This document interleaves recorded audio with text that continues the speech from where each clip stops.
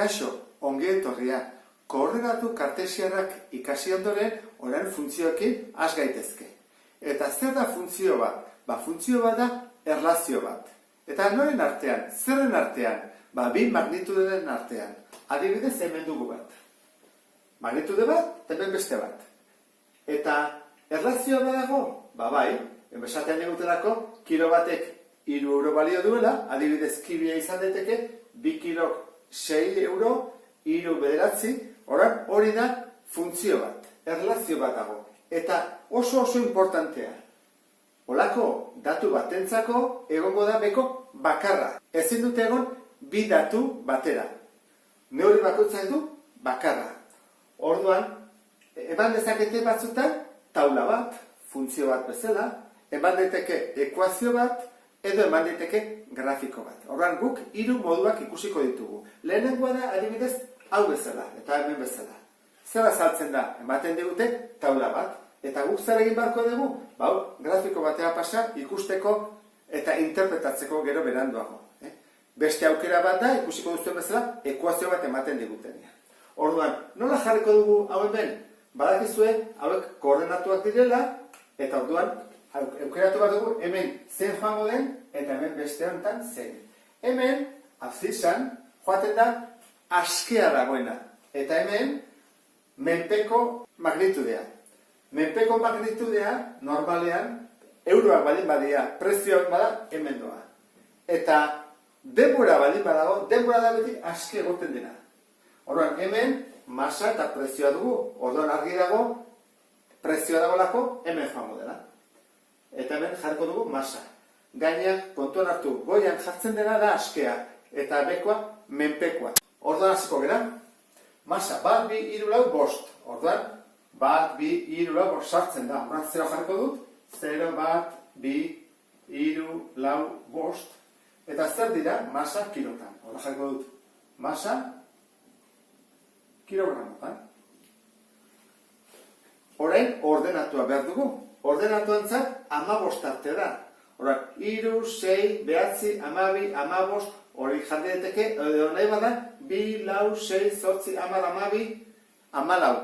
Ez geristen, pixka gehiago delako, ikusiko dugu nola jartzen den, horrela denean, binaka, Hora, hau izango zateke 0, 2, 4, 6, 8, 10, 12, 14, eta izango da prezioa eurotan. Orduan, puntuak aurkitu behar ditugu. Lehenengo koordenatua. 1, 3.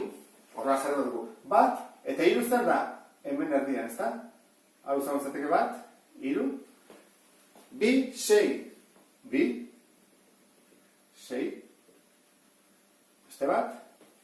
3, bederatzi. 3. Erdian dagor. Bederatzi.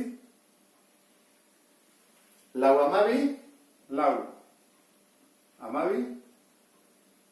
Ondo idezkioan, noski. Eta 5, 15. 5. 15 da, erdi bat gehiago, hori izango da gutxi bera. Eta elkartuko genuke erregla batekin. Elkartzen badugu, adiz horrela, atako dizeguke zuzen bat, proportzionaltasun zuzeneko delako. Horren, hau izango izateke, grafikoan hemen azaldutakoa marraztuta, ezta? Guazen guztiak beste honekin. Hemen taula hau komplikatuagoa dugu. Hasiko gara denborarekin. 1000-tik 2000. Orduan, ohitura bat badago, egiten duguna, puskatu hau, bestela zatitzen dugu, eta honek esan nahi du, ez da zerotik hasten, zero askoz ezkerreago dagoela, eta hasiko binake, hau izango zateke 1000. Hora, hori baldin badan 1000, eta 2000, joango gara, 100aka, ez da? 100, 200, 300, 400, 500, hau da, izango zateke 1000 eta 500, 600, 700, 1800, 1900, hau da, 2000 garri urtea. Horan, era hontara, baina pixka bat hau jarri dugu behar den bezala. Horan, milioiak. Milioiak 300-dik, eta ben, 7.000.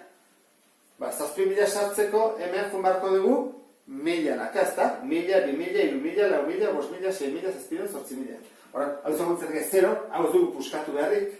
Horra jarriko dugu 1000, 2000, 3000, 4000, 5000, 6000, 7000, 8000, eta jarraitzen du.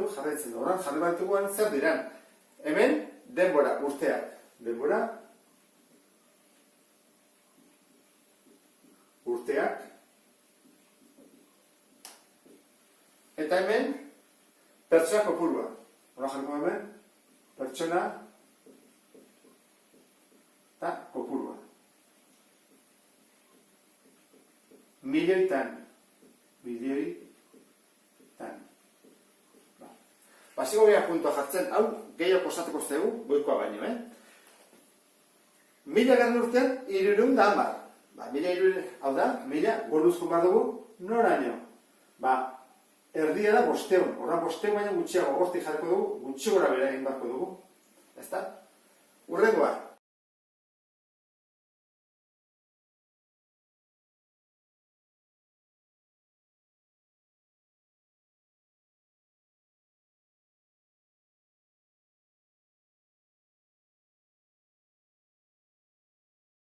Zer gertatzen da? Horan lotu egin bat dugu puntuak, funtzio bat delako. Horan funtzioa lotzerakoan, eta ondo egiten badut,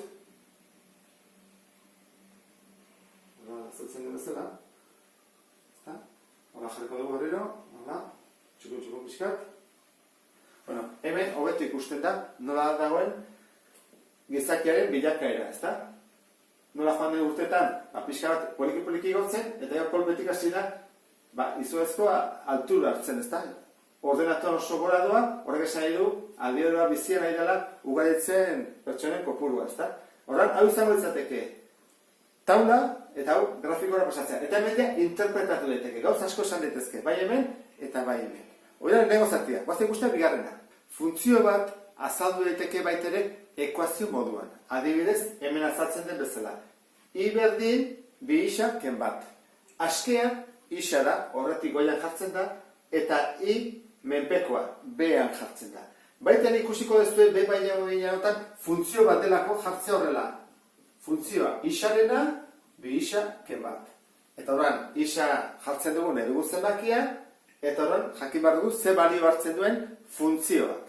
Orduan, hemen lan gehiago egin behar dugu, lehenengo taula osatu behar dugu, eta gero grafikora pasa. Orduan, taula betetzeko, funtzio hauek positiboak eta negatiboak izan daitezkenez, jarriko ditugu positibo batzuk eta negatibo batzuk. Hasiko naiz adibidez, minus batetik. Minus bat, 0, bat, bi, hiru eta lau. Zergatik minus batetik laura? Hemen prestatu dudalako, lau arte. Bat, bi, hiru, lau, hau izango izateke isa, bat, bi, hiru, lau, guatzen izate hau 0 dela, minus bat, minus bi, minus hiru. Eta gero, gorutz eta berutz ikusiko dugu zenbat ateratzen den. Horan, hasiko gara lehenengoarekin. Isa minus bat denean. I jakiteko zenbat den, isaren ordez jarri badut minus bat. Orduan, hasiko gara. I berdin, bider, ez badu zer jartzen, puntua da, bider, minus bat, parentesi artean minusa delako, ken bat. Lehenengo zenbat da, biderketa. Bi bider minus bat, minus bi, ken bat. Eta orain gogoratu egin behar dugu. Minus bi ken bat zenbat den. Galdetzen da, ikurra berdin dute, bai, ordua ziten da, batuketa, eta ikurra mantendu. Orduan, kentzen baizu minus bi, eta kentzen baizute bat, kentzen izute, hiru. Orduan, emaitzen da, minus hiru. Badugu lehenengoa, minus bat, minus hiru. Gu jarriko genuke, enantela, minus bat, eta altura, minus hiru. Orduan, berak ajongo gineak. Urrengoa, it, berdin, bi bider, 0. Ez dut parentesia jarriko, ez delako negatiboa. Ken bat, berdin, bi bider 0, 0. 0 ken bat, minus bat. Gana da, minus bat. Urrengoa, bat. Horra jarriko dugu, i berdin, bi bider, bat. Bat egin bat dugulako, isak bat balio dugu. Kentzen dugu isa, eta jartzen dugu zenbaki hori. Bi bider bat, bi, ken bat, bat. Horra hemen da, bat. Bikin, bi bider, bi isak bi balio lako, ken bat. Ikusten zuen bezala, kentzen dut isa eta jarri hori. Bi bider bi, lau, ken bat, iru. Iru. Nik uste dut kalkulatu ez duten aurrekoa zen den, ezta? Bazpere ez dizut esango, eta hola jakingo dezu. Arrirukin, i berdin, bi bider, iru. Ken bat. Hau da, 6 ken bat, 5. Ikusten zu, ezta? Eta horrengoa zen izango da. Bakizu, ezta? Nik uste ja bai, azaltzen da, garbi eta garbi, ego dut ikusteko, batek ez duak batea. Bi bider, isa zen bada, lau. Orain, jarri dut, lau, isain horrez. Ken bat, 8 ken bat, 7. Kontatu baren bazate binak joazte, Gehi bi, edo ken bi. Orain hauek, pasabaretu torrea. Horra hasiko nez. Bajuena minusiru da. Ez nahez iristen, ordan luzatu egin beharko nuke, eta gero jarretu. Eta gorutz, altuena zen da, 7. Bat, bi, iru, lau, 5, 6, 7. Iristzi zen, justu. Ordan, jarrezaket. Ezkerrean goatzen zen, ezta? Bat, bi, iru, lau, 5, 6, 7, infinito arte, eta hori da, i menpekoa. Eta beruntz, minus bat, minus bi, minus iru, infinito arte. Hemen, bak ez du, hau dela jatorria, 0,0 puntua. Baina 0,0 guatea. Hasiko gara orduan. Minus batekin, altura minus iru. Minus bat, ordenatua, minus iru, hau da. Urrengoa, 0kin, minus bat. 0kin, minus bat, hemen dago.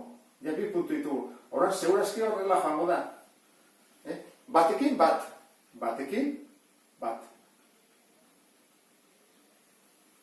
Birekin, iru. Horren, bi, koordinatu da, iru. Hona nio ditxiko bainake, ditxiko bera, hor, ezta? Irukin 5. Horrein dozkero. Eta laukin 7. Laukin 7 gutxu bera. Eta hau lotu dezaket. Eta lotuko dut, errero honekin, ez zait iristen, baina luzatuko dorrela, eta zuzen bat ateatzen da. Atean nahi du, zuzena. Horran, hau izango zateke funtzioaren marrazketa. Hemen azaltzen da, grafikoan nola gelditzen den. Galdetu dezakete hau. A puntua funtzionena da, edo ez da. Horran, bi modu daude egiteko. Bat da, jarraitzea, minus 2 arte, eta ja, minus 5-etik pasatzen den. Minus 2, eta gurik luzatu beharko nuke. Elkartzen bada, eta hemen gainean gelditzen bada, esango nuke, bai, funtziontakoa da. Eta beste aukera da, egitea, hemen, jartzea minus 2, eta ja, atatzen den minus 5. Atatzen bada minus 5, hemen goa da. Ordan, goazen egitea. Jarri dut hemen, I berdin. Bi bider, isa zein da, lehenengoa da bigarrena, lehenengoa. Askea, hemengoa. Minus 2, parentesi artean jarri dut. Ken bat. Atatzen balen bazaigu minus 5, esan edu funtzionena dela. Horran, lehenengo bideketen bat da. Bi bider minus 2, minus lau. Jarriko dut hemen behan, horrez eizartzen, minus lau. Ken bat. Eta azkena, minus lau, ken bat zen bada. Biak berdina dialako, ikur berdina, ikurra mantendu egiten da. Ikurra mantendu eta batuketa egin. Lau eta bat, 5. Ba bai, esango nuke, bai, badela funtzioa. Hau zauzateke, bigarrena. Funtzioak adierazteko modu bat grafikoen bidez da. Ez digute ematen ez taularik, eta ez digute ematen ekuazio ere. Ematen dute grafikoa. Hoi askotan azaltzen da, gure etortzen zaizkigunean, ebaluazio diagnostikoa egitea, edo PISA proba egin behar dutenean 15 urtekoek. Horran, hau askotan azaltzen da. Modu ontako grafikoak eta interpretatu egin behar ditugu. Horrako zer interpretatzea. Zerotik hasten da? Bai, ondo dago. 0, bat, 2, 3, lau, 5. Hau zer da? Hau da, magnitude askea. Denbora denez, hemen dago beti denbora. Eta gonutz, menpekoa, abiadura da. Kilometro orduko. 0, 10, 20, 30, 40. Horren, gure esaten bade gute, noiz da aldapa bat igotzen? Bueno, pentsatu ezakegun. Noiz alda igotzen aldapa bat. Hemen abiadura da. Pentsatu ezakegu alde da igotzea aldapa, ez da? Ba, gaizki goaz. Ze, hau da, abiadura. Orduan, ikusten da, lehenengo bi ordutan joan dela abiadura konstantean. Hau da, ritmo konstantean joan da, ba, laua delako, eta gero abiadura gutxitu egin du. Hemen, abiadura jetxe egin da. Ba, 18 kilometro orduko, 17 kilometro orduko. Jetxe egin da. Eta jarraitu du abiadura hortan. Noiz ari da igotzen orduan? Hemen, ez da? Abiadura gutxi duenean. Hau da, mendia igotzen ari dela. Eta ego kolpetik gora joaten da. Eta betu gorgoian dago. Zesan nahi du, hasi da jesten, eta abiadura 40 kilometro orduko. Orduan, hemen, tarte honetan, dela ordu erdi bat edo dela, jesten egonda. Abiadura bizian, 40 kilometro abiadura gutxi gora bera. Orduan, zenbat egonda igotzen? Ba, ordu bat baino gehiago. Zenbat egonda jesten? Ordu erdi bat inguru. Eta gero zer egin du? Ba, gero onda, 30 kilometro orduko abiadura gutxi gora bera, beste ordu erdi bat. Eta gero zein du, gelditu. Ulertzen da nola interpretatzen den hau? Kontuz honekin. Orduan, abiadura kontuan hartu behar dugu. Honek ez du esan nahi, aldapa gora dagoenik. Baizik aldapa goian hemen dago. Abiadura txikia duenean. Beste honetan, adibidez, temperatura eta denbora. Hemen dugu, zerotik, noraino, 24 arte. Zer esan du horrek? Egun bat dela, ezta? Zerotik 24. Horren esaten badigute galdera moduan. Zer da, udara edo negua? Oze pentsatzea, temperatura gradutan, kontuz izaneteke Fahrenheitetan, eta orduan aldatu iten gauz asko. 0, 2, 4, 6, 8, 10, 12. Bueno, pixka bat hotza egiten du, ezta? Orduan, hau ez ditzateke izango hemen, Donosti aldean etorrela, udara, izango izateke negua. Beraz, urtarrila, edo izateke otsaila, izateke abendua, inguru hortan, ezta?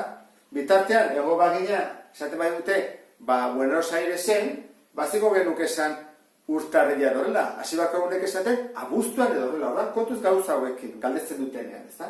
Orduan, esaten bai dute, Donosti aldean, ba, bai, orduan, negua izango izateke guretzako. Eguneko temperaturarik hotzena noiz da? Orduan, hemenik atabako nuke. Ba, hotzena, hemen ikusten denez, goizeko 6ak, ezta? 6ak, 8ak, tarte hortan da, hotzena. Eta eguneko momenturik beroena joan barko nuke, eta arratsaldeko 4etan.